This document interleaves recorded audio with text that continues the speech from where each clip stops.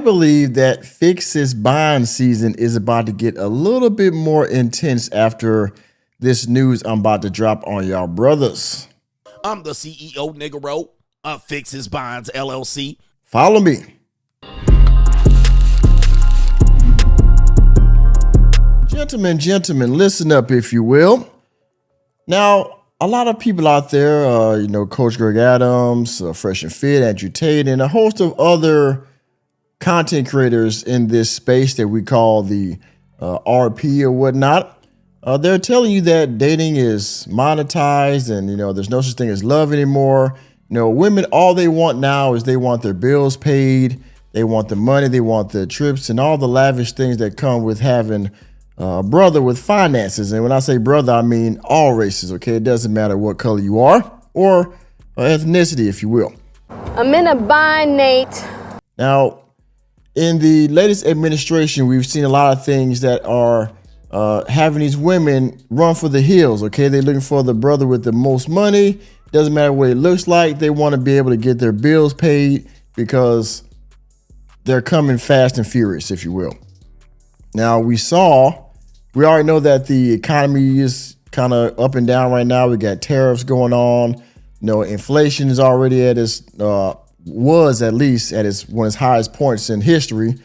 And then a few weeks ago, that the student loan debt repayment plan program kicked back in. So a lot of people that are defaulting on their student loans, well, they are also in trouble. And you've seen a plethora of content creators post TikToks, and all these women are talking about how they can't afford it. They're just outright not going to pay it. They're turning their vehicles back in because they can't afford the payments. They're defaulting on their home loans and all kind of things related to the economy that they need money. I need that money. And so again, love is a thing of the past now. We want the bread, all right? We got bills to pay. F love. Where's your wallet? Okay? Now, the latest thing that comes out is that the women that are in low income areas, they're going to be, they're already affected, right? Because of the economy and student loans and other things, the tariffs. And now the women that are in the hood, these single mothers, if you will, these women that are on, guess what? On Section 8. Ninjas. As if we didn't have enough problems in this city. The women that are on Section 8 that are able-bodied are about to feel an even bigger crunch than they already felt. As you can see here from the Washington Post, I will leave a link to this in the description box. I will also leave a link to an NPR article just in case you don't have a Washington Post account. Proposed cuts to housing programs could affect millions, experts warn. Yes, the White House proposed slashing funding for Section 8 and other federal programs by about 43%, saying it will fix our broken federal housing policy. Now, you yourself, no matter what ethnicity, no matter what color, might know an individual, either man or woman, but probably a woman, that has misused the Section 8 housing system. They either lied about their income or they finessed something in that program where they can get a voucher. And we also know that these vouchers are so high that people can literally get a mansion or get a house in a mid-income housing area, a very nice house, and be on Section 8. And these people are going to take the voucher because, there's a lot of money. It's guaranteed money, right? But in exchange for that, these individuals might mess up this house. Okay? So, and also there's people that have been waiting on Section 8 for years and years because people have been freeloading off this program, much like TANF, much like welfare and other government-funded programs where people are generationally falling into these programs. Your mother, your grandmother, your sister, and your daughter coming up is going to learn how to do the same thing. Well, let's read this article and find out how they're going to fix this broken system and where you're going to have to fix some more bonds, man. Let's get into it. I need that money. Experts are warning that President Donald Trump's proposal to slash roughly 43% of funding for federal housing programs like Section 8 vouchers could have devastating effects on millions of Americans as the country already faces a housing supply and affordability crisis. The White House's skinny budget proposal released Friday calls for $26.7 billion in cuts to Section 8 and other housing assistance programs. A new grant called the State Rental Block Grant would reallocate the remaining funds for these programs to states to develop their own initiatives, aka, or translation.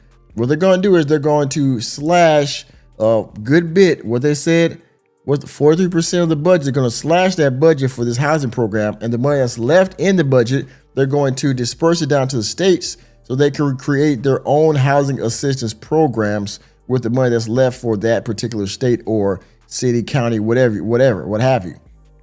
So that means that guess what? They're going to slash the budget, and then they're going to leave the requirements up to the state, which means, again, places like Texas and other places that are red or blue, they can make their own stipulations, so they can make them as loose or tight, pause, as they want to.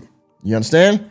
Quote, the budget empowers states by transforming the current federal dysfunctional rental assistance programs into a state-based formula grant, which would allow states to design their own rental assistance programs based on their unique needs and preferences, the proposal reads. Again, some binds will need to be fixed soon. Let's read some more.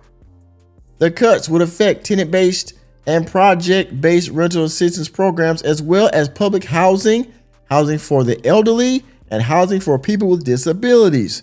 The proposal will also shift more of a share of responsibility to states.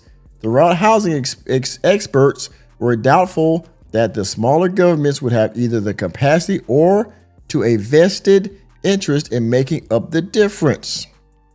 Now, much like other things that were slashed in the beginning of this presidency and in past, we all know what I'm talking about with, the Hoover Vacuum Company that has been dispersed to the states level and not the government level no more. Their plan is to disperse this down, to give this responsibility down to the states. That takes a lot of responsibility off of the government, and also, like a lot of red states and red leaning people, they want less government oversight in their business. So that gives this responsibility back to the state to figure out what they want to do. If you've made it this far in the video and you're still here, thank you again for your viewership. And if you haven't done so already, please hit the like button. And if you're new to the channel, hit the subscribe button and that notification bell, that way you can be notified whenever I go live or drop new content. Also, if you want to donate to the channel, please do so by hitting the Cash App $sign Mr. Normie. And you can also go to my Ko-Fi page, ko-fi.com/workingmanmg. Also, I'm trying to build a community on Locals. So if you would, go please check out my Locals page, and you can join for just $5 a month. You can post, and we can build a community of like-minded working men over there. Thank you for your time. Now back to the video. The White House proposed budget reductions will not necessarily come to be. Congress has the power to reject Trump's requests and has done so in the past. But the proposal signals the administration's priorities headed into the next fiscal year. Now, again, this hasn't passed yet, but if they get it passed, this will be a problem for some people. This is still in the works. It hasn't been passed yet, but I'm bringing this news to you because if it happens, there's going to be a lot of people affected, and I can guarantee you it will be mostly women. The cuts to federal housing programs would affect about 3.8 million people and worsen the country's housing crisis, said Eric Ordolfer, Director of Policy and Legislative Affairs at the National Association of Housing and Redevelopment Officials, a professional membership organization and advocacy group. Now, what he's saying is that, you know what, if they make these kind of cuts, it's going to put a bigger strain on the housing crisis because there's already enough houses and enough lodging to go around for people in the United States as it is. So, essentially, in my opinion, guess what? Either you're going to have to raise your income, get a job, or find some way to make more money to get a place to stay, or you're going to add to the what they say now, the new word, the unhoused numbers, that's what you're going to add to, which unhoused meaning homeless. But let's get to the meat of this article that I want to show you, because this is where the rubber is going to meet the road. Let me scroll down here.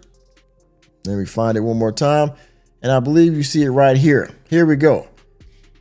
The White House budget proposal the White House budget proposal also would institute a 2-year cap on rental assistance for able-bodied adults to ensure a majority of rental assistance funding through states would go to the elderly and disabled. Now, I want you to let that simmer in your spirit for just a second. All right. Shout out to Country Wayne. Says it will be a 2-year cap for able-bodied adults. Now, how many people you know that's able-bodied that could get a job just decide they're going to leech and live off this program because they can, because they figured out a way to finesse it for years and years and years, and they got comfortable so that they don't want to move up in life, in status.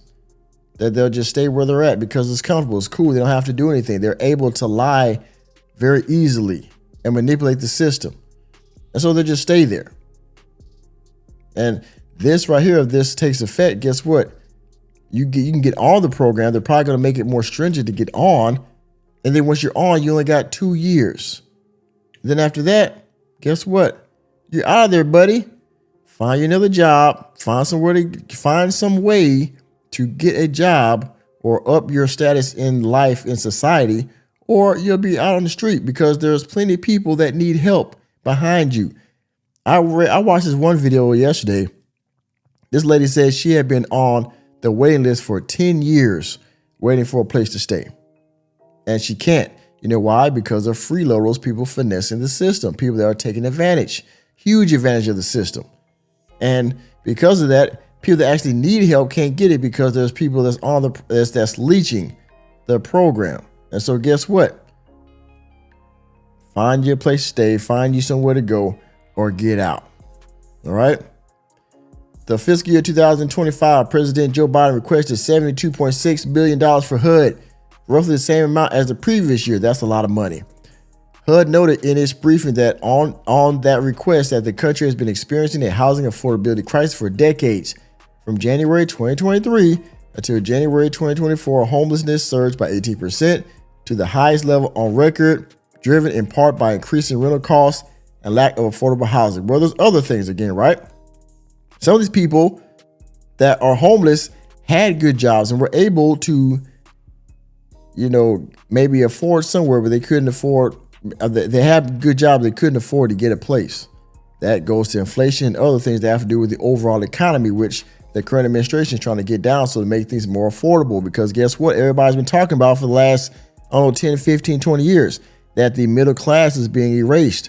And so some of the people that are homeless, that are unhoused now, they were middle class or maybe lower middle class, and they had to do a decent job, but they couldn't afford to get a house. And because of that, they end up becoming homeless, losing their jobs, losing everything that they worked for, and now they're on the street. So with this program, guess what? We can get more people in and out of the system as it was supposed to be. Because like a lot of these government programs like TANF and food stamps and everything else, this stuff wasn't meant for an able-bodied person, at least not for long anyway. It was meant to house elderly people, for disabled people, people that actually had worse circumstances than me or you. You understand? So that's what I want to bring to the table, y'all. Y'all see, I'll leave a link to this and the other article from the NPR in the description box. Y'all see it. Could affect millions. If you're able-bodied, you get 2 years and you're gone. And I personally agree with that. And with that being said, thank you for attending another episode of the Working Man Podcast. I am your host, Nicholas J. Fury. Let me know if this would affect you in a positive or negative way. Or if you agree that, you know what, we need to clean this system up, and the only way to clean it up is to make a change like this, to essentially, I don't want to say the B word, but you understand what I'm saying. You got to tear it all the way down to build it back up. This thing has been taken advantage of so long, you got to just make a sweeping change in a lot of these programs, if you ask me. But let me know what you think about it down in the comment section. Please hit hit the like button, hit the subscribe button, and the notification bell. We out of the door, and I will see you on the next video.